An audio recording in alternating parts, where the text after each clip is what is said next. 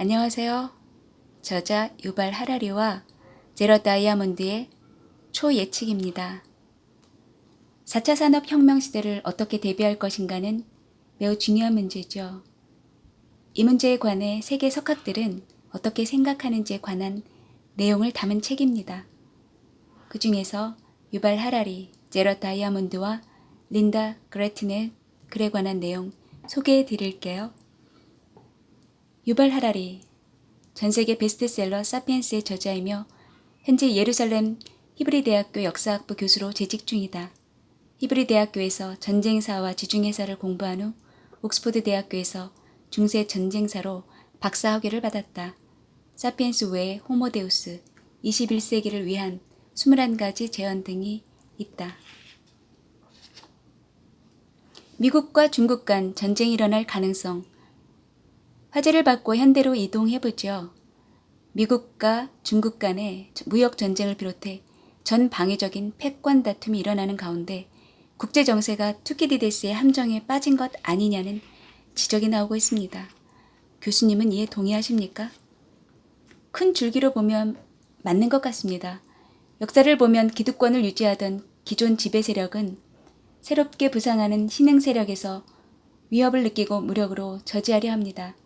반면 신흥 세력은 부당하게 억압받는다고 느끼고 마찬가지로 무력을 행사해 지배권을 획득하려 합니다. 그런 충돌이 전쟁으로 귀결된 대표적인 예로 신흥 강대국 독일과 기존 패권국 영국 간 대립이 1차 세계대전을 일으킨 것이 있죠. 그러나 우리는 그 어떤 시대와도 비교할 수 없을 만큼 평화로운 시대에 살고 있습니다.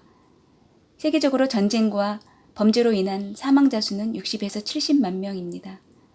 한편 교통사고 사망자 수는 130만 명, 비만 관련 질환으로 인한 사망자 수는 300만 명에 달합니다.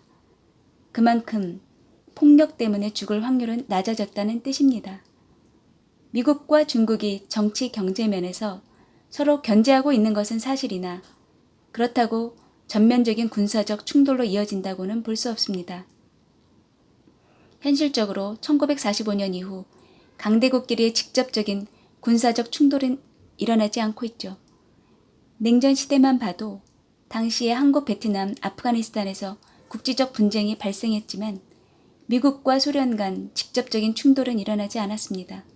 그 이유는 핵무기 때문이죠. 초강대국 간 전쟁이 일어나 핵무기가 사용되는 순간 인류는 자멸할 테니까요. 이 상황은 지금도 다르지 않습니다. 현대도 핵전쟁은 일어날 수 있지만 그 대가가 크기 때문에 직접적인 충돌 가능성은 희박하다고 봅니다. 어리석음은 경계하고 지혜를 발휘하자. 교수님은 현대사회의 최대 위협 중 하나로 핵전쟁을 지적했습니다. 오랜 시간과 막대한 돈을 들여 자멸할지도 모르는 무기를 손에 넣은 것에 대해서는 어떻게 생각하십니까? 역사를 돌아보면 절대로 과소평가해서는 안 되는 힘이 둘이 있습니다. 하나는 인간의 어리석음입니다. 인간은 때로 믿을 수 없을 만큼 어리석은 일을 벌입니다. 그러니 핵무기와 같이 자기들이 만든 것으로 스스로를 파괴하는 일은 분명 일어날 수 있습니다. 한편 인간의 지혜도 과소평가해서는 안 됩니다. 냉전 시대에 미국과 러시아가 핵무기를 보유하게 되자 핵전쟁을 피할 수 없으며 인류 스스로 파멸할 것이라는 공포가 전 세계를 떨게 만들었습니다. 하지만 실제 그런 일은 일어나지 않았죠. 과거 초강대국은 주요 정책 도구로 전쟁을 활용했습니다. 그러나 핵무기를 보유하고부터는 전쟁의 대가가 엄청나게 커져서 이익 추구 방법을 외교로 전환했죠. 덕분에 냉전은 평화롭게 종식되었고 비교적 안정을 되찾았습니다. 오늘날 핵을 보유한 초강대국은 물론 대부분 나라에서 자국의 이익을 위해 전쟁을 일으키는 일은 거의 일어나지 않습니다. 핵무기에 대한 인류의 대처는 실로 현명했습니다. 그러나 역사는 우리에게 절대 방심해서는 안 된다고 말합니다. 인간의 어리석음은 늘 내면에 숨어 있으며 언제 그 모습을 드러낼지 모르죠. 그러니 우리가 한없이 자제력 있는 상태를 유지한다는 보장은 없습니다. 그렇다고 희망을 잃지 마세요. 끊임없이 어리석음을 경계하면서 스스로의 지혜를 믿으면 됩니다. 핵무기라는 위험이 상존하는데도 비교적 평화가 잘 유지되고 있는 현 상황이 일견 모순처럼 느껴지기도 하지만 조금 더 자세히 들여다보면 이해가 갑니다. 핵전쟁이 불러올 위험천만한 상황을 상상하다 보면 누구든 결정에 신중해지기 마련이거든요. 만일 핵무기가 없었다면 1950년에서 60년대 냉전이 제3차 세계대전을 야기했을 것입니다. 한반도 전쟁이나 베트남 전쟁, 어쩌면 유럽의 사소한 충돌이 계기가 되어 미국과 소련이 그 소용돌이에 휩쓸리고 결국 전면전으로 치닫았을지도 모르죠.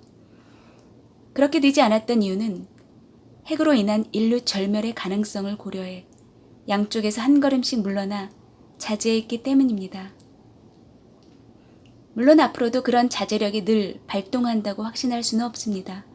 지금까지 3차 세계대전이 일어나지 않은 이유는 행위자들이 현명하게 처신했기 때문입니다. 하지만 만일 우리가 어리석은 선택을 하기 시작하면 오늘날에도 핵전쟁은 충분히 일어날 수 있습니다. 테러범이라는 파리가 미국이라는 코끼리의 귀를 간지리면 초강대국 간의 전쟁이 사라진 대신 현재는 종교 갈등에서 비롯된 테러가 세계 각지에서 일어나고 있습니다. 테러리즘은 정치 체제를 변화시킬 만한 충분한 물리력을 보유하지 못한 집단이 변화를 일으키기 위해 공포를 무기로 인간 마음의 약한 부분을 비집고 들어가는 전략입니다. 테러범들은 마치 쇼를 연출하듯 폭력을 행사합니다. 테러범들이 특정 나라를 정복하거나 군대를 쳐부수거나 하지는 못하나 사람들의 상상력을 사로잡을 수는 있습니다. 그들의 테러극에 국민은 엄청난 공포를 느끼고 그 감정은 상상을 통해 증폭합니다. 그렇게 테러범들은 아주 소수의 사람을 죽임으로 저 나무 뒤에도 저 건물 뒤에도 테러범이 있는 것 아닌가 하는 두려움을 사람들에게 심어 넣는데 성공하죠. 어떤 면에서 테러범은 도자기 가게에 들어간 파리 같은 존재입니다. 파리는 힘이 약해 찻잔 하나 움직이지 못하죠. 그렇게 약한 파리가 도자기 가게를 부수려면 어떻게 해야 할까요? 파리는 코끼리 한 마리를 찾아내 그 귀 속으로 들어가 윙윙거립니다. 그럼 코끼리는 짜증과 분노로 날뛰다 가게 전체를 파괴하겠죠. 이와 같은 일이 최근 20년 동안 중동에서 일어났습니다. 테러 조직은 독자적으로 절대 이라크를 파괴하지 못했을 것입니다. 그러나 미국이라는 코끼리의 귀 속에 들어가 활을 북돋았고 그 결과 미국이 이라크를 침공하게 되죠. 지금 테러범들은 전쟁의 폐허 속에서 더욱 세력을 키워나가고 있습니다. 그들은 미국을 자극해 과잉 대응에 나서게끔 만들었을 뿐입니다. 이것은 테러범들의 전형적인 수법입니다. 그러니 우리는 테러리즘을 극단적으로 두려워한 나머지 이성까지 일어서는 안 되겠습니다. 우리가 너무 민감하게 반응하여 경솔하게 군사력을 발동하게 되면 그것이야말로 테러범의 이익과 목적에 부합하는 것입니다. 테러와의 투쟁에서 핵무기는 억지력을 발휘하지 못합니다. 테러 조직은 국가가 아니거든요. 국가와 국가 간 대립에서 핵무기가 억지력을 발휘하는 이유는 공격받는 즉시 상대편을 파괴할 명분이 생기기 때문입니다. 그러나 테러범의 경우에는 나라가 없습니다. 뉴욕에 2~3명의 테러범이 숨어 있다면 미국은 어떻게 할까요? 뉴욕에 원자폭탄을 투하할까요? 이집트나 사우디아라비아에 테러범이 여러 명 있다 해도 미국은 그곳에 핵무기를 투하하지 못합니다. 그런 의미에서 테러범들에게 핵무기는 위협적인 존재가 아니죠. 테러보다 기후변화가 훨씬 더 큰 위험이다. 미국은 대테러 전쟁을 정의의 싸움이라고 합니다. 이에 대해 어떻게 생각하십니까? 근본적으로 정의란 무엇인가요? 테러리즘이란 추상적인 개념입니다. 국가는 다른 국가나 특정 단체에 전쟁을 일으킬 수는 있으나 테러리즘을 향해 전쟁을 선포할 수는 없습니다. 그러니 대테러 전쟁이라는 표현은 오해의 소지가 있죠. 단지 현재 세계가 안고 있는 많은 문제 중에 테러리즘은 비교적 사소한 축에 속합니다. 앞에서도 말했지만 일반 미국인이 알카에다에 의한 폭탄 테러로 죽기보다 맥도날드에서 판매하는 햄버거를 많이 먹어 건강 문제로 죽을 확률이 훨씬 높습니다. 테러와의 전쟁 대신 균형 잡힌 식사를 위한 교육과 제도 마련에 투자하는 편이 미국에게 더 큰 이득일 수 있습니다. 또한 전 지구적 관점에서 보면 테러리즘보다 기후변화가 인류의 번영이나 생존에 더욱 큰 위험입니다. 미국을 비롯해 세계 주요 선진국들이 매년 천문학적인 액수의 예산을 테러와의 전쟁에 사용하고 있는데요. 그보다 기후변화나 지구온난화 대책에 투자하는 것이 훨씬 나은 선택일지도 모릅니다. 근미래의 무용계급이 등장한다.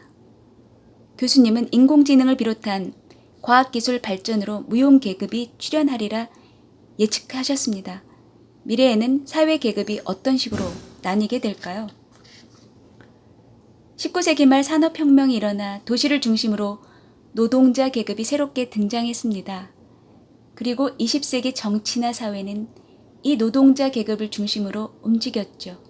한편 21세기에는 인공지능과 생명공학의 발달로 무용계급이라는 새로운 집단이 등장하리라 전망합니다. 굳이 무용이라는 상당히 도발적인 단어를 사용했지만 이들이 개인적으로 가치가 없다거나 가족에게도 무의미한 존재라는 뜻은 아닙니다. 하지만 대부분의 인간은 경제나 군사 시스템 전반에서 쓸모가 없어질 것입니다. 왜일까요? 경제적인 면을 먼저 보면 인간이 인공지능이나 로봇보다 뛰어난 성과를 낼 만한 지식이나 능력을 갖추고 있지 못하기 때문입니다. 기업 입장에서는 굳이 인간을 고용할 이유가 없는 거죠. 경제적 가치뿐만 아니라 정치적 가치마저 사라질지 모릅니다. 군사 분야에서는 이미 대부분의 일에서 사람이 불필요해졌습니다. 20세기 군대는 가능한 한 많은 사람을 병사로 영입해야 했죠. 그런 식으로 양차 세계대전에서 대규모 군들을 동원한 총력전이 펼쳐졌습니다. 하지만 오늘날 군대에는 특정 전문 분야를 담당하는 일부 병사와 드론이나 로봇, 사이버 공격에 정통한 엔지니어가 필요합니다. 게다가 앞으로 자동화가 더욱 심화되면 수억 명의 사람들이 경제적 가치를 상실할 것입니다. 자율주행 자동차가 만들어지면 택시기사나 트럭 운전사는 필요가 없어집니다. 병을 진단하는 인공지능이 만들어지면 의사의 역할 중 상당 부분을 로봇이 대신하겠죠. 구글 등에서 서비스하는 인공지능 번역 프로그램 때문에 번역가는 사라질지도 모릅니다. 반대로 새로운 직업이 출현하리라는 예측도 가능합니다. 과거에도 농업이나 공업 분야에서 인간 노동이 기계로 대체되었을 때 서비스업에서 새로운 직종이 출현했습니다. 그러나 똑같은 양상으로 진행되리라고는 확신할 수 없습니다. 상황이 많이 달라졌으니까요. 인공지능이 대체할 수 없는 제3의 능력은 과연 존재하는가? 무서운 이야기네요. 무용한 존재가 되지 않기 위한 방법은 없겠습니까? 인간에게는 기본적으로 두 가지 능력, 바로 육체적 능력과 인지적 능력이 있습니다. 육체적 능력 면에서는 이미 오래전에 기계가 인간을 앞질렀기에 그동안 인간은 서비스업이나 의사, 번역가 등 인지적 능력이 필요한 일을 맡아왔습니다. 그런데 이제는 인공지능과 인지적 능력을 겨루고 있는 상황입니다. 우리는 육체적 능력이나 인지적 능력 외에 인간만이 확실한 우위를 갖는 제3의 능력을 아직 알지 못합니다. 사실은 존재하는지조차 불투명하죠. 새로운 직업이 생기더라도 자기 일을 잃어버린 사람이 바뀐 업무에 잘 적응할 수 있는지도 의문입니다. 현재 트럭 운전사의 일은 줄고 있는 반면 3D나 VR, 그래픽 디자인과 같은 일은 증가하고 있습니다. 하지만 50세의 트럭 운전사가 그 내용을 배워서 3D나 VR, 그래픽 디자이너로 재출발할 가능성은 얼마나 될까요? 결국에는 새로운 직업이 생긴다 해도 수억 명이 직업을 잃는 상황은 피할 수 없을 것입니다. 그들은 경제적 가치를, 최악의 경우 정치적 가치를 잃게 될 것입니다. 미래 세대에게도 문제가 생깁니다. 기성세대는 미래에 어떤 기술이 필요할지 갈피를 잡지 못하니까 지금 자녀들에게 무엇을 가르쳐야 할지 모르거든요. 30년 후 노동시장은 불투명하며 대학교에서는 어떤 것을 가르치게 될지 아무도 모릅니다. 지금 우리가 자녀들에게 가르치고 있는 내용 대부분은 자녀들이 40세가 될 쯤에 쓸모 없어질 수도 있어요. 그런데도 뾰족한 수는 없습니다. 미래의 노동시장을 예측하지 못하니까요. 기본소득의 3가지 문제. 무용 계급에 속한 사람들을 어떻게 보호할 수 있습니까? 예를 들어 기본소득으로 기초 생활을 보장하면요. 그것도 한 방안이겠죠. 기본소득은 새로운 과학기술을 이용해 막대한 이익을 얻는 대기업의 세금을 물리고 그 세금으로 일자리를 잃은 사람들에게 나누어지자는 제안입니다. 자율주행 자동차를 개발하는 구글 같은 데서 떼돈을 벌면 일부를 실직한 택시기사나 트럭 기사에게 재분배하는 격이죠. 하지만 여기에는 몇 가지 문제점이 있습니다. 첫째, 누가 기본소득의 금액을 정하는가 하는 문제입니다. 인간의 욕망은 끝없이 커지기만 합니다. 100년 전에는 소득 상위 1%에 속하는 사람들조차 손에 넣지 못했던 물품이 오늘날에는 반드시 기본적으로 갖추어야 할 물품 목록에 오릅니다. 예를 들어 인터넷은 의식주처럼 생활에 꼭 필요한 수단으로 간주되며 사람들은 누구나 인터넷에 접근할 수 있어야 한다고 생각하죠. 살아가는데 무엇이 필요하고 돈은 얼마나 있어야 하는지 누가 결정해야 할까요? 아무리 현재 물가 기준으로 금액을 산정한다 해도 사람들은 그 액수에 바로 불만을 품을 것입니다. 이런 판단을 누가 할 수 있으며 또 해야 하는지에 대해 합의된 바가 없습니다. 둘째, 다른 나라 노동자에게도 지급해야 하는가 하는 문제입니다. 오늘날 세계 거의 모든 나라가 무역을 합니다. 그중 저임금, 단순 노동에 의존한 산업 구조가 지배적인 곳은 주로 개발도상국입니다.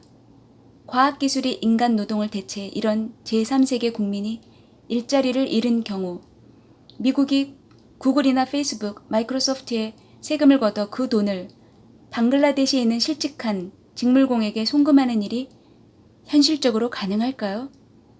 도널드 트럼프 대통령이 하는 연설만 들어도 미국인이 방글라데시인에게 기본소득을 지급할 가능성은 희박하다는 걸 알 수 있습니다. 결국 아무리 선진국에서 기본소득 제도가 성공한다 해도 수억 명의 개도국 실업자 문제는 고스란히 남습니다. 셋째, 삶의 의미에 관한 문제입니다. 단순히 의식주를 제공하면 모든 것이 해결되나요? 우리에게는 살아가는 의미도 필요합니다. 직업을 잃은 사람들은 어디서 어떻게 삶의 의미를 부여할 수 있을까요? 혹자는 일할 필요가 없어지면 사람들이 컴퓨터 게임 같은 것에서 삶의 의미를 찾을 것이라고 말합니다.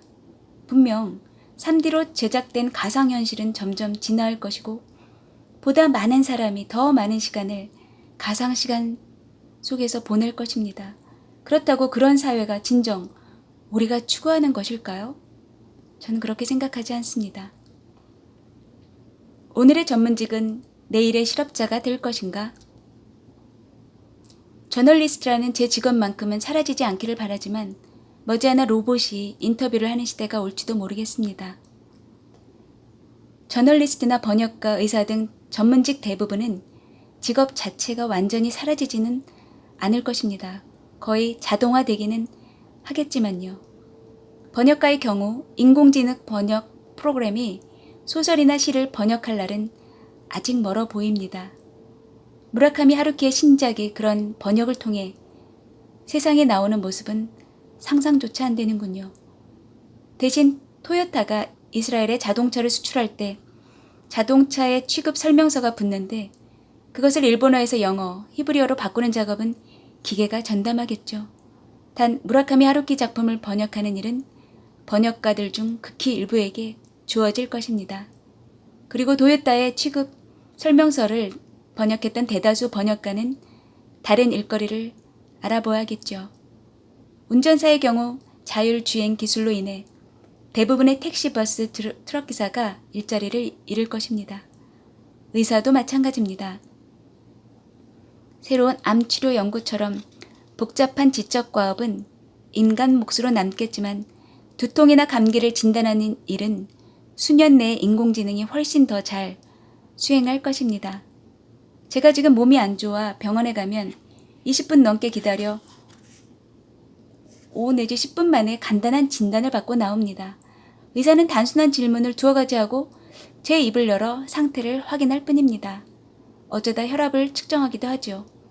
오랜 단골이니까 제 병력을 기억하고 있다가 그간의 경험 같은 한정된 데이터를 사용해 병을 진단할 것입니다. 하지만 의사도 사람인지라 최신 정보나 논문을 모두 파악하고 있지는 못합니다. 또한 피곤하거나 공복일 경우에는 판단력이 흐려져 병을 정확히 판단하지 못할 수도 있고 때로는 틀렸거나 최신이라 보기 어려운 진단을 내리기도 할 것입니다. 한편 IBM에서 개발한 인공지능 왓슨을 통해 의료 분야에 적용한다면 병원에 갈 필요 없이 언제 어디서든 스마트폰으로 진단받을 수도 있을 것입니다. 인공지능이 혈압이나 심박수를 보이지 않는 곳에서 감지하다가 속이 안 좋아지는 등 신체적 이변을 우리가 인지하기 전에 경고음을 울리겠죠. 병이 심해지기 전이니까 처치도 훨씬 수월할 것입니다. 예를 들어 당신은 지금 아무런 예후를 못 느끼겠지만 독감 초기 증세가 보입니다. 지금 이 약을 먹으면 낫습니다. 와 같은 정보를 인공지능 의사가 알려주는 거죠. 그 혜택은 인간 의사가 제공해 줄 수 없는 인공지능 의사만의 절대적 가치입니다. 내 맞춤 의사가 늘 어디든 동행해 주는 셈이니까요. 당신이 오늘처럼 이스라엘까지 날아와도 일본에 있는 주치의가 스마트폰 안에서 24시간 대기하는 상황이라고 보면 되겠네요. 특히 인공지능 의사가 큰 영향을 미치는 분야는 암의 진단과 치료 영역이라 생각합니다.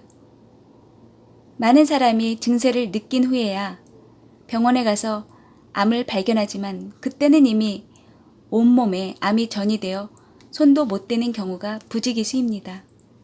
하지만 몸에서 이상 징후가 나타나는지 인공지능 의사가 늘 지켜본다면 암을 조기에 발견할 수 있습니다. 지금 임상 의사가 하는 일의 90%가 진단인데 앞으로 그 영역을 인공지능이 차지할 것입니다. 거의 모든 의사가 20년, 30년 후에 직업을 잃을지도 모릅니다. 다음 내용은 제럿 다이아몬드입니다. 제럿 다이아몬드. 총균 쇠로 필리처 상을 받은 세계적인 문화인류학자이자 진화생물학자이다. 현재 UCLA 지리학과 교수로 있다. 케임브리지 대학교에서 생약 박사 학위를 받았으며 진화생물학, 조류학, 인류 생태학 등으로 연구 영역을 넓혀갔다. 그 외 저서로 문명의 붕괴, 어제까지의 세계 등이 있다.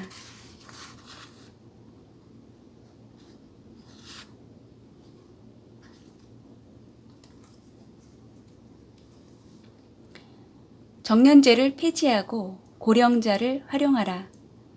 일본은 인구 감소와 함께 초고령화가 진행되고 있습니다. 은퇴하는 사람은 늘어만 가는데 빈자리를 채울 청년이 부족합니다. 지금의 일본처럼 초고령화를 겪은 사회가 인류 역사에 또 있었습니까? 초고령화를 맞이한 일본이 붕괴하지 않으려면 어떻게 해야 할까요? 미국에서도 과거에는 정년 퇴직 제도가 있었지만 고용상 연령차별금지법의 적용 대상을 40세 이상으로 하고 상한 연령을 폐지한 1986년에 사라졌거든요. 덕분에 저는 앞으로 몇 달만 지나면 81번째 생일을 맞습니다만 퇴직할 의무는 아직 없습니다. 대학교에서 교포연을 잡고 있는데 오히려 풍부한 경험을 인정받아 교수로서 높은 평가를 받고 있죠. 일본은 세계에서 고령자 비율이 가장 높은 나라입니다. 그러니 정년제라는 시대착오적인 제도는 폐지하고 고령자에게 고용 기회를 확보해 주어 인적 자원을 최대한 활용할 방법을 빨리 찾아야 합니다. 육체 노동에는 부적합할지 모르나 관리자나 고문, 감독 등 고령자의 능력을 살릴 수 있는 일은 많습니다. 그렇다면 미국 대학에서는 학생들로부터 평판이 좋은 한 퇴직할 시기를 스스로 선택할 수 있습니까? 일반적으로는 그만둘 시기를 스스로 결정할 수 있습니다. 물론 계속 근무하고 싶어도 학생들의 평가가 지나치게 낮다면 학교 정책에 따라 그만두는 수순을 밟게 되겠죠. 그런 경우는 가뭄에 콩나듯 매우 드뭅니다. UCLA 교수진은 4,000명이 넘지만 학생들이 불만을 토로해 퇴직까지 하게 된 경우는 제가 알기로 최근 15년 동안 단 2건이었습니다. 대학에 정년제가 존재하던 20년 전쯤에만 해도 70, 80, 90대 교수들이 학생들을 제대로 가르칠 수 있겠냐는 우려가 컸다고 합니다. 그런데 대부분 교원이 65세에서 70세에 일찌감치 퇴직을 하더라는 것이죠. 그러니 학교 측에서는 연구 실적이 저조하거나 가르치는 방식이 효과적이지 않은 사람을 퇴직으로 몰아붙일 필요가 없었습니다.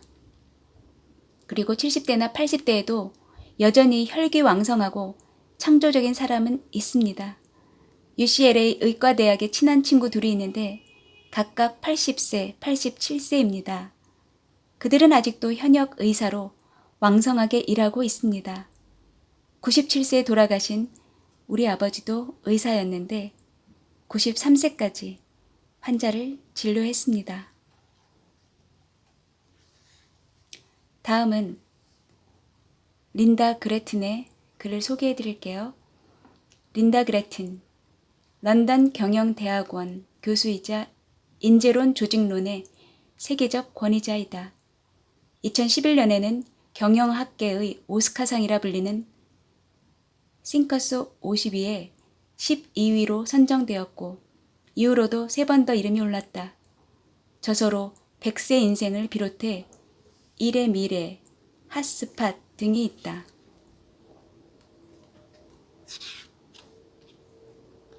싱가포르와 북유럽에서 발견한 가능성.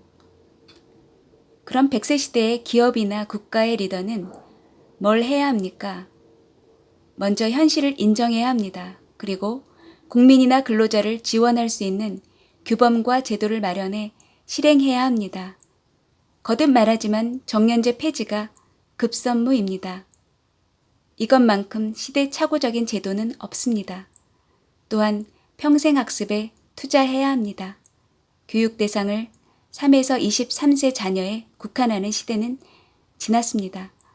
어른을 위한 교육 프로그램을 국가 차원에서 구축해야 합니다. 교수님이 볼 때 100세 시대에 대응할 준비가 잘 된 국가는 어디입니까? 당장 떠오르는 대표적인 성공 사례는 2곳입니다. 한 곳은 싱가포르입니다. 싱가포르에서는 기업과 교육기관, 정부가 슬기롭게 연대해 평생 학습에 힘을 쏟고 있습니다. 저는 싱가포르의 인재 개발 부서에 몇 년 전부터 컨설팅을 해주고 있는데 담당자들이 노동시장에서 정부가 어떤 역할을 해야 하는지 잘 이해하고 있더군요. 다른 한 곳은 핀란드, 덴마크, 스웨덴 같은 북유럽 국가들입니다. 그 나라들에서는 거의 모든 여성이 일을 합니다. 방식은 나라마다 다르지만 덴마크의 경우 일찍부터 자녀를 사회에서 돌보는 제도가 정비되어 있기 때문에 여성이 일하기 좋은 사회가 이미 만들어져 있습니다. 자녀가 보육원에서 즐겁게 시간을 보내는 동안 엄마는 안심하고 일할 수 있죠. 덴마크나 핀란드의 기업은 남성의 육아 휴직에 대해 상당히 긍정적입니다. 기업이 솔선해서 남성의 육아 휴직을 장려하는 등 여성이 일하기 좋은 환경이 이미 조성되어 있습니다. 다만 이런 성공 사례는 모두 작은 나라입니다. 나라가 작을수록 정책을 실행하기 쉬우니까요. 그래서 미국이나 일본 같은 대국에서 이런 시스템을 응용하는 건 일종의 모험이라 할 수 있습니다. 100세 시대에 발맞춰 나가는 과정은 오랜 시간이 걸리는 일입니다.